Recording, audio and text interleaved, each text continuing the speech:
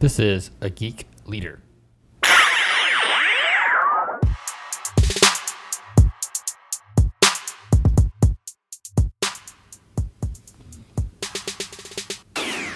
Hey guys, John Rada back with episode 111 of a Geek Leader podcast.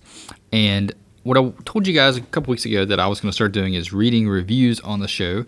So I'm going to wait till the end of the episode and come back in and read a review. But if you have an opportunity, just go ahead and hit pause, or even while you're listening, just switch over on your iTunes or Apple Podcast and go ahead and leave a rating and review. That would be greatly appreciated. We get a lot more downloads than we do reviews, so I'm kind of trying to increase that engagement and get that back to where it needs to be. So if you don't mind heading over, leaving a rating and review, I would greatly appreciate it. It helps people find the show, and it helps give me motivation to continue doing these episodes and finding out what's working and what's not and all that good stuff. So that would be greatly appreciated if you could head on over and do that. Well, today on the show, we've got a cybersecurity expert, Jason Shropshire. And Jason, I met him a long time ago working at my previous employer. He came in to do some security consulting and things like that. And he's co-founded a company called InfusionPoints. So we talk a little bit about his early days in tech, how he got into starting a company in cybersecurity and entrepreneurship, and what it's like hiring talent and all that good stuff. So with all that being said, please give it up for Jason Shropshire. All right, Geek Leaders, today on the show, we've got Jason Shropshire, and we're going to be talking about cybersecurity. We're going to be talking about entrepreneurship. We're going to be talking about all kinds of cool stuff. But Jason, get us started by telling the audience a little bit about how you got started in technology and kind of what your career path has been to where you are today. Sure. Thanks for having me on the show, John. Really appreciate it. Been following you for a while, and it's a pleasure to be here. So I got started in technology originally by training. I was a mechanical engineer. I went to UNC Charlotte, got an engineering degree, and started out in technology, managing servers for the first company that I worked for out of college. They were an engineering firm. They had a remote office in the Charlotte area, and along with my engineering duties, I knew the most about computers and workstations and things like that, Novell networking, and I got started by just managing their environment. And I really decided kind of early on that I wanted to take my career more in the IT direction. I was very much interested in networking technologies and the like, and I realized also that web development, things like that I had started doing for the company was taking off at the time. That was the late 90s. So I transitioned into a couple of contractor roles, working at PepsiCo, and then on to Lowe's companies, Lowe's Hardware, and stayed there for about 4 years. And around that time, Sarbanes-Oxley and those types of regulations were coming along. So it provided a easy transition into information security. But I really started out, thinking I was going to do more server engineering and things like that, networking and the like. And, got more and more interested in doing things correctly and securely. So I got very, very much interested in information security and taking my career in that direction. And, obviously the field in the meantime has exploded. So, but yeah, it's been quite the journey. It's been sort of accidental in information security, but where I'm at. Yeah, it's definitely hot right now. That's for sure. And I get a lot of questions about it. I still teach part-time at York Technical College here, and we do some, I teach cybersecurity, like just the introduction to cybersecurity 1 and 2 there. And it's one of the things that people talk about. It's like, well, how do I get into this field? Is it really as hot as they say? What advice do you have for someone like that may be interested in moving into cybersecurity? Well, one of the things that we hear a lot from entry-level folks, and one of the things I struggle with some, is people who want to come, go through some kind of program at a technical college and want to go directly into cybersecurity. I think there's a lot to be said about understanding how technology works, how IT, server, client-server computing, web development, web services, cloud services. There's a lot to be said with getting some engineering time or some true support time and understanding environments and how they work, and how to be customer focused before you transition into security. What I do find a lot coming out of the technical colleges and out of even folks with 4-year degrees out of the universities is an interest in security that's largely based on what they've seen in movies or what they think that pen testers do. I always see interest in pen testing as being way up there. And it's interesting. I've got some ideas about balance in cybersecurity that I think there needs to be a solid balance between intentional design. So more of the engineering aspect, operations, blue teaming, and then the red teaming aspect, which is where the pen testing is. I think right now the field is a bit lopsided. Everyone thinks cybersecurity is all in the pen testing, but really that's one aspect. If you're building security in, you're already behind the game. Pen testers typically walk through most environments that they come to test, unless you're in a regulated field and you have a very intentional cybersecurity program in place. So it doesn't do. I mean, one of the things I recommend to my customers, we get a lot of customers that come to Infusion Points that are looking for pen tests. We have to go back and say, look, you're probably not ready for one.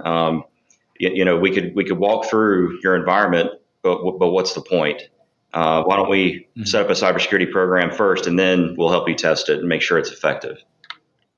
Yeah, I agree 100%, and that's kind of like at my company. I've got I got network security engineers that report to me, and we started that route by we hired blue team on staff, but then we outsource the pen testing portion of it. But there's no point in doing a pen test if they're going to just cut right through your network like Swiss cheese. You've got to have that like we have security awareness training. We've got programs in place. You put everything in place first, and then you see if you're still vulnerable. And of course you are, but where are those vulnerabilities and what's the risk that you can mitigate around that? And I agree 100% with people trying to get into cybersecurity as their first place into technology is probably not a good idea. They're probably set up for failure because you're much more adept to seeing the big picture of cybersecurity if you've had some experience working in other areas in technology, in my opinion. Yeah, absolutely. Yeah, I fully agree. Gary and I, we've been doing security for a while. Gary Damer, he's the founder of the company, and I'm a co-founder as well. We think of it as a three-legged stool. We call it build, test, defend. It's part of our logo even. But on the build side, that's the intentional architecture, design, implementation, building security controls in. It's also where the compliance world lives. If you have to be compliant with different industry vertical regulations and the like. And then the test side is the opposite of that. It's taking what you built and approaching it from put your black hat on and see if you can break it. And then on the defend side it covers all of that. It's really the blue teaming side. But for the defend aspect, we offer a 24/7 network and security operations center. We have a managed security service that we offer. So, but yeah, I mean, we think for balance in cybersecurity, you have to have those three basic areas covered. Mm-hmm. So tell me a little bit about how you guys got started with InfusionPoints and how you guys founded that company, and what was the thoughts behind that, and what was the feelings like whenever you made the jump to say, hey, we're going to start something?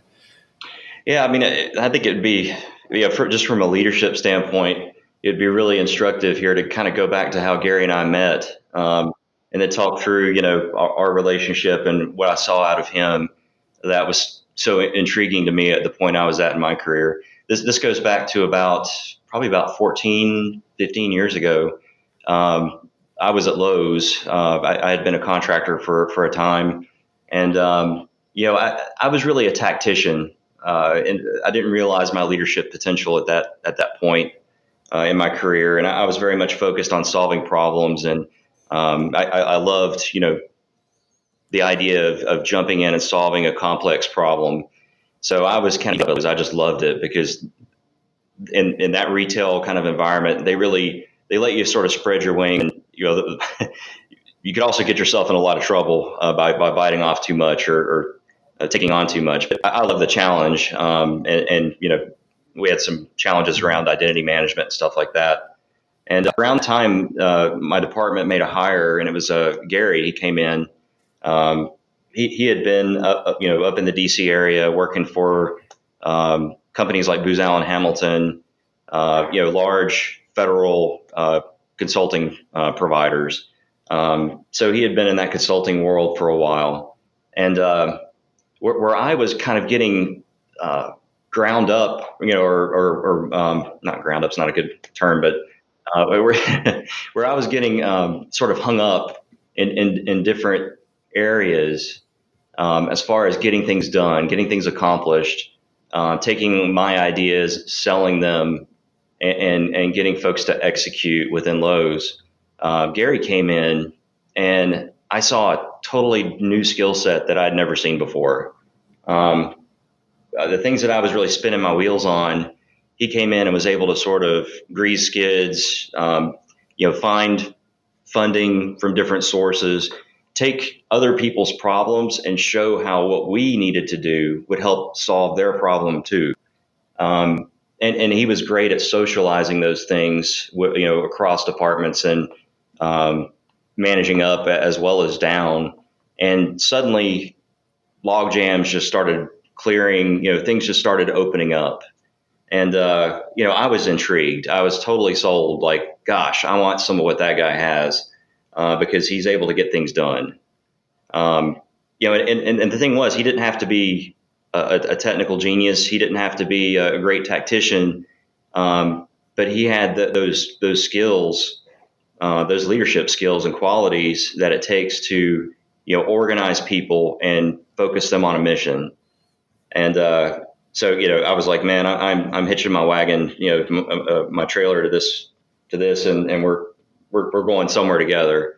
So Gary started InfusionPoints about a year after he came on at Lowe's. He left Lowe's, started InfusionPoints about 12 years ago, and he recruited me pretty heavily for a couple of years. I felt like I had stuff left to finish up at Lowe's.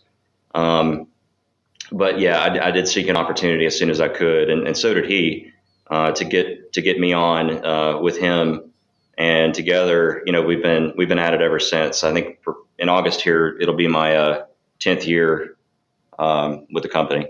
Wow, man, time flies. Because I remember, I think when you were first coming on to InfusionPoints, you did some work with the company that I was with back then.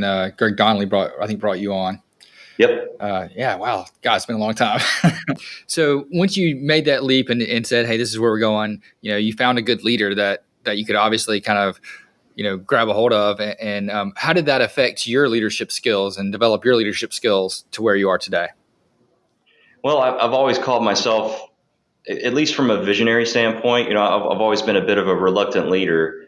Again, I'm that tactician that likes to solve problems. But as far as, what I'm trying to grow into now at this phase of InfusionPoints is my leadership skills and, beyond that, inspiring people, organizing people into, long-term goals, to get those goals accomplished. So, Gary and I are still a bit yin and yang in that we complement each other well. We approach things differently, so it's good to have that struggle sometimes. But it has been interesting. I think over the last 10 years, we spent a lot of time because we are self-funded. We're an evergreen company, which basically means that we're intended to be here for the long term. We're intended to help grow the community. We're not a startup that's really launching and seeking an exit, within 5 years. We're not doing that. But we really had to pay our own way, all the way, no external investment or anything like that. So we spent a lot of time really heads down on client needs, working on client sites. We were road warriors for the first few years. And, what really came came back on us. What we really wanted to do, and what we talked about for a long time in those early years, was building an operations center in remote, Western North Carolina, specifically in the community where Gary and his family lived in Wilkes County, and being part of that community, providing high tech jobs, in this community. We've had a lot of exits of companies that have left. Lowe's IT, is just down the road from where we're headquartered, or they were before they pulled out and moved to Mooresville. So there is, still some technical staff type folks up here that we could leverage, but also, we saw with the exit of those kind of jobs, it left a bit of a vacuum, and that we could come in and fill. And that's what we've been doing. We're up to, I think we have 35 folks on staff now. Wow. Yeah. And you guys, so what is it like to, what kind of struggles do you have starting a company kind of in a rural area, and especially a technology company, and, getting the talent that you need in that area? Well, it's all, we sell brains. So it's finding that next person, finding that next resource that we need, and developing them, to be able to support our customers. Fortunately now we're diverse enough in our workforce where Gary and I can take a step back and really look for that next generation of leaders that can be more client facing and handle the day to day. So it is coming back on us now to provide, cast the vision, support our next generation of leaders that are here, and help grow them. And we've got some folks on staff now that are just executing so well, and it's an awesome thing to see. And for me, I think the epiphany that I had, and Gary had told me about it for years, and I guess I just didn't believe him, but he told me that, Jason, as soon as you get those people working for you, you can get so much more done. You can get so much more accomplished. And it's still, even though you're letting go of the work, you're still producing because you're leading that team. So I had to get over that sense of being an individual contributor and, providing that. But getting back to your question about starting up in a rural area, it really is about the brains and developing those people. And when you're in cybersecurity, we really have the same problem here in a rural setting that they have in the city. The talent just doesn't exist. There's I think one study said that there's by the end of 2022, they project the global cybersecurity workforce is going to have a shortage of 1.8 million unfilled positions. Wow. So it's the problem of our day, right? I mean, the threat situation, unfortunately, just seems to be getting worse. We're really seeing that with ransomware. I don't think people understand that the incentives now are not to attack your company for your intellectual capital. It's all about monetizing the threats now. So everyone's a target. Everyone's a target because anyone will pay a certain amount of money to get their data back, to get access to their systems back. Yeah, well, it was just in the news recently about those cities in Florida that paid $600,000 or something to get their data back. Yeah, we saw that. We were actually at a conference, at the HPE conference, when that news came out. I think that was last week. Yeah. So is that what does that do to the community? Because in my opinion, like once you pay these people and once it becomes news that people are paying to get their data back, isn't that going to like ramp up the attacks? Well, it's interesting. I got a little bit of insider view on that from the FBI. I was on a panel with James Morrison of the FBI. And so we talked over dinner one night about, what is the FBI, what are you guys recommending now? Do you want customers to, or, do you want the companies you're investigating or who call you, who've had a ransomware attack? Do you want them paying the ransom? Do you not? How are you advising them?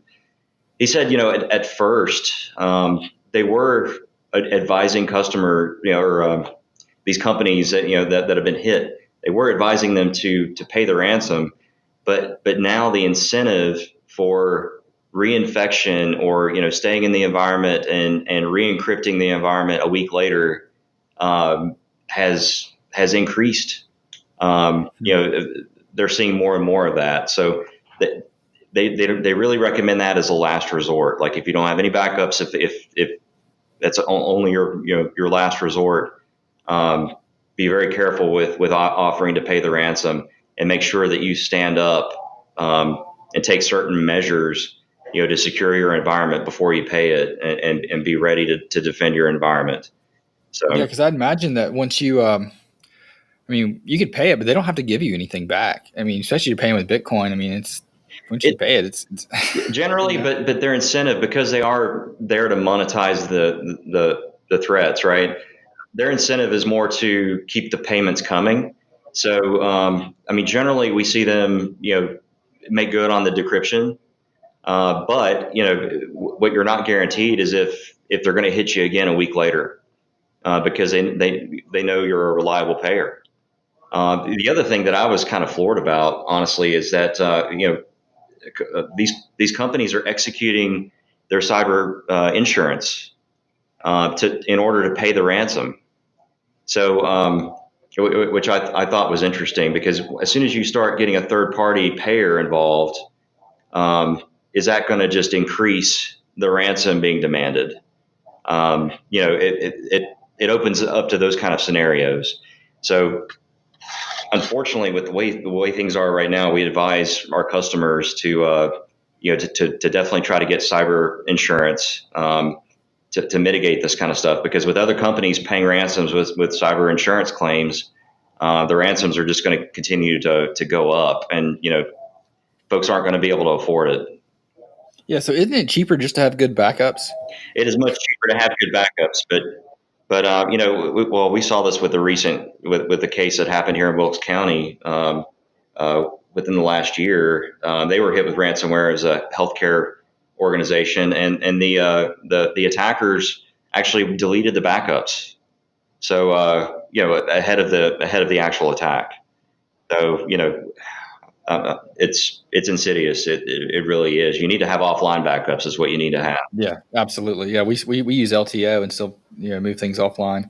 We also replicate to data centers in different places, and we do lots of stuff. But yeah, it's one of those things where whenever I hear this thing, I think, God, why didn't you just have good backups? Yep, yep. But doing a massive DR is sometimes even if you do have the backups, just to recover the environment, it can be a bit overwhelming as well for an organization, a big hit, to productivity and everything else. So it's good it's definitely good to have have a cybersecurity partner on board. It's good to have contacts with the authorities. It's good to just have those connections ready if the time comes, and have a good plan and exercise that plan regularly, because one of our talking points always is it's not if, it's when. It's really how you need to be thinking about it. The other thing we're definitely recommending right now is that folks have a good security awareness training program, and that they regularly test their employees to phishing attacks and things like that. But you regularly test your employees to make sure that they're not part of the weakest link that we typically see. So we do some tests with our employees on a quarterly basis when it comes to phishing. Are there any kind of incentives that you should offer, or heaven forbid punishments that you should do, or what are you seeing in the industry when it comes to, if you have an employee that's a regular offender of these things, or we call them clickers. We put them in a clickers group, but they're always clicking the links and they're not getting the message. What do you recommend we do? Training. There are some really good offerings now in the market. I mean, KnowBe4 is one of them. Wombat Security has a good one as well. But those folks really need to be sat down and put in front of scenarios and trained again and again. And ultimately, if they don't get the message, you kind of have to quarantine those folks because you can't take those kind of chances. I mean, that's the primary way that ransomware attacks start right now are the client side attacks, through email phishing campaigns. So Yeah, I have a friend, and he's a VP of IT, and he was telling me that at his company they use KnowBe4 as well. And if you fail your test or you fail your phishing test 3 times in a 6 month period, because they do a monthly, 3 times in a 6 month period, then you are banned from external email for 1 month. Like, can't send and receive outside the company for 1 month. It's like, if that prohibits you from doing your job, then you're either you and your boss have to work something out, or you get let go. I think that's a fantastic policy. I mean, like I said, you can't take the risk. You just can't. Yeah, I agree 100%, because it's not that hard to just do your due diligence. Put your mouse over the from address. Call someone if you think it's fishy. Instead of replying or clicking the link. It's better safe than sorry. Yeah, and my policy these days too is I don't ever click a link in an email. Period. I'll type it in manually if I have to, but I generally try to search to find the same resource that somebody sent me a link to. But if it's a custom URL for something, I'll look very, very closely at it to make sure that it's something that's legit. Yeah, I do the same thing. I usually copy and paste it in an incognito window and check it out first before I click on anything, and just very cautious before I hit enter. So ransomware is definitely one of those big things. What are some other things that cybersecurity leaders, or let's just say people that are in charge of like an IT department or managing a software development team or a web development team, what are some things that they should be focused on and staying abreast on when it comes to cybersecurity?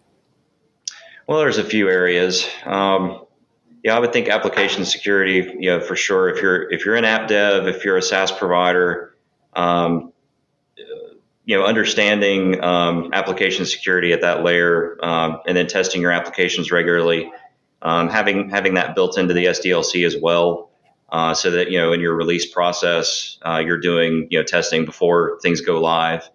There's so many good tools out now that do code scanning, that do dynamic application scanning, but and you can incorporate that into your SDLC. It depends on what kind of development model you have, but if we work with customers now that have Jenkins integrated, and they kick off as part of the testing cycle for their CI/CD pipeline.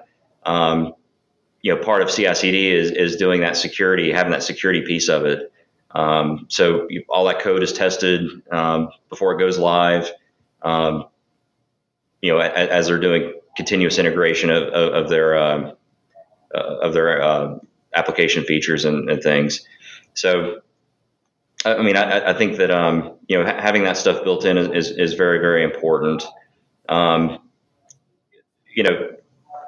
a infrastructure standpoint, cloud services is really at an inflection point, I think, for adoption. We're well through the hype cycle, and now I think we're just going to continue to see it, plateauing and well, not really plateauing, but just continue to increase in the amount of workloads that are being moved off to the cloud. So, that brings up a whole other aspect that a lot of folks in security and a lot of folks in IT just aren't that familiar with on the cloud side. We're an AWS Advanced Tier partner, and we're going through some of the security certifications and all as well. And we know that even just with AWS, there's a lot to be said about configuring the services securely and correctly. So there's that whole other management plane now that you have to worry about with cloud services. You don't have to worry about hardware, things like that. AWS takes care of that for you, but you can't. There are trade-offs there. You've got a whole other layer now that you have to be cognizant of, that you need to make sure you're doing proper testing and and understanding, how those services work, how they can be exploited, and how to configure them securely. So that's really an area that's critical, I think, for the industry right now. And there's a whole cottage industry of new startups that are coming up to try to help with that problem. So we'll see how that shakes out, and I'm sure that they'll start being acquired, and we'll settle out to a few really good providers in a few years of solutions that provide that kind of compliance. Yeah, because I listen to the CyberWire and I hear so many, data breaches are because of improperly configured AWS buckets. Oh yeah, that's a common one. S3 buckets, being open to the public, and well, gosh, I thought nobody could get to that. Yeah, how hard is it just to lock that down? Well, I think people don't realize that there's organizations out there that just troll in the same way that they create rainbow tables to crack passwords. They're doing the same thing to find public S3 buckets. So and they're constantly looking for that stuff. So yeah, it's definitely a problem right now. But the other angle that I think is interesting is in the data center realm is platform and firmware security. We did a project with Hewlett Packard Enterprise over the last couple of years. They came out with their Gen 10 server line where they built something called Silicon Root of Trust into their servers, and they came to us to do the hardware testing, and that really just a fascinating project to work on that. But to see and to dive into that world of hardware exploits, it gets into a bit of the state actor kind of world, a little bit of intrigue there. But yeah, it's interesting. I don't know if you saw the recent article that came. Gosh, I forgot who published it, but there was a Bloomberg. It was a Bloomberg article about counterfeit chips that have made their way. Oh yeah, and didn't that turn out to be bogus? Yeah, it did. But that's crazy that they let that get through without. I know. Or how did they do it? How did their due diligence not hold up to that? I don't know that they ever even issued a retraction for that, but I'll have to check back up on that. But yeah, we're waiting. We're just waiting on that shoe to drop. We have seen it to some degree. There's been hacked hardware that's ended up in IP cameras. There's been all sorts of firmware exploits that have come to be recently. So that world of interconnected devices from an Internet of Things standpoint, all the firmware that's out there on IP devices now, it's kind of the Wild West in that area of firmware security. And HPE was obviously doing something about it for their products. So it was interesting to see their approach in doing that and be able to test it. We just got back from a conference last week where I was on a panel where we had talked about some of the testing that we had done, but really fascinating stuff. And it's an area that as we harden the OS and we harden the applications more and more, it's an area that I think attackers are going to seek more commonly as a way to get deep persistence in a network or as an adversary. That's what you're looking for, is an area that's being overlooked. And that you can get persistence and go undetected. So what about the threat that I hear on the news about Huawei? Is that like, kind of going down that path of hardware? Yeah, it is. There's been a lot of suspicion for a long time, about hardware that comes out of China. I know that even Lenovo has faced a lot of scrutiny as more, what was IBM, transitioned over to China more and more, and then was owned by China. So yeah, I think that's kind of in the same thread here of what is trustworthy hardware now. That's a legitimate question. What kind of weaknesses are there in the supply chain? Who's to say that hardware won't be hacked, or hacked versions or counterfeit versions of chips won't make their way in? There's been more news about the counterfeit hardware and things like that as well. yeah, it's interesting, and the detection techniques are limited. Um, it's very limited, especially for what industry can do, for what the companies can do. It's really up to the hardware industry to really solve this problem, or at least come up with everything with security. There's no ultimate solution, but there's processes you can put in place to reduce risk, and that's really what they need to be keeping an eye toward. Yeah, yeah. So, what are some basic hygiene things that we can do on a cybersecurity, rule set? I guess to keep us from being that one guy that the ransomware came in on and ruining our career. What are some basic things that we can do, such as password managers and that kind of thing? Well, I think from have you ever heard of Chaos Monkey? No, no, tell me about it. So within I think it was Netflix that came up with it. They developed their infrastructure such that to be resilient, right? Where you could drop a server, a service could go offline, a number of things can happen, and the system stays resilient and stays up and stays at full SLA. So they developed a tool called Chaos Monkey that basically goes in and does that, right? It randomly shuts off a service. It puts in a blocking rule that blocks traffic to this, and it tests a number of things. It tests whether or not what Netflix's response time is to those things, how resilient is a particular service to those types of failures. But that's the kind of testing that we recommend, right? That once you have security in place, are you monitoring it? Are you monitoring all those investments that you put in? Do you have rules properly configured? If you did do something, if you shut something off, or if you delete a rule set, is anyone going to detect that? If somebody takes away the deny all rule, at the bottom of the ACL, is that going to be detected? Having that kind of response capability of being able to monitor your environment, detect those things, and in addition to the vulnerability management and that kind of stuff that companies have gotten pretty good with, I think it's monitoring those other things that you should also be doing as well.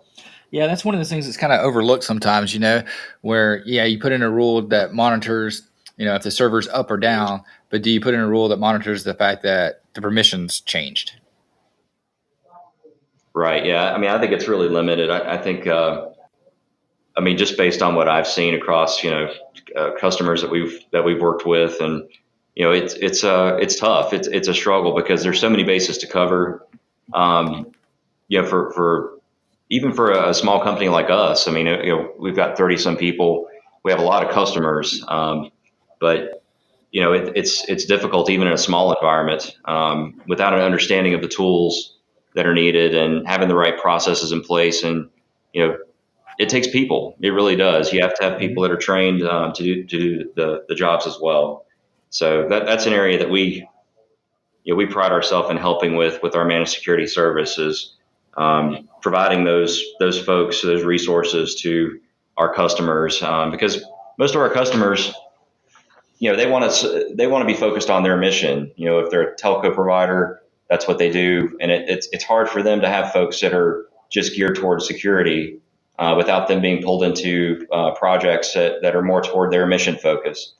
So we find that we pair well with those organizations, and generally we can our annual costs are below what one FTE would be for a good security resource. So what are some ways that, let's say, a CIO or CTO could kind of pitch this to get the budget money for cybersecurity when the company hasn't seen any threats, they haven't seen any legitimate attacks? What are some ways that they can justify the ROI for bringing someone in, like InfusionPoints to help out? Well, I mean, there's a number of areas. I mean, where we get called in the most by far is in regulated environments.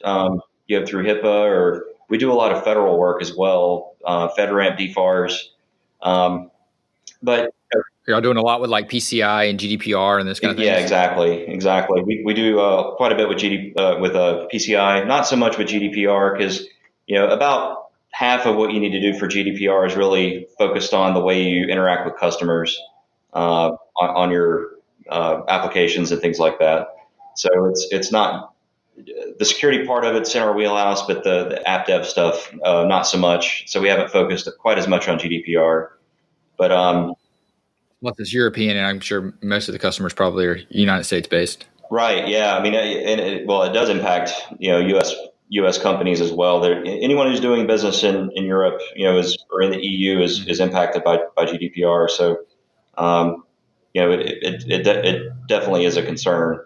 But yeah, I mean, for folks who aren't in a regulated environment like that, it really is a matter of I think adequately describing risk, and the risk has changed a lot. The threats have changed a lot, and the target of opportunity that I was speaking of earlier with ransomware is just insidious now, and it's very much, you're not going to fly under the radar of these people. That they are, they're out to make money, and they're casting a wide net, to see what they can catch. So everyone is a target. Yeah. No, I think you're absolutely right. It's one of those things where a lot of companies will say, "Well, I'm too small to be a target," but nah, you're not.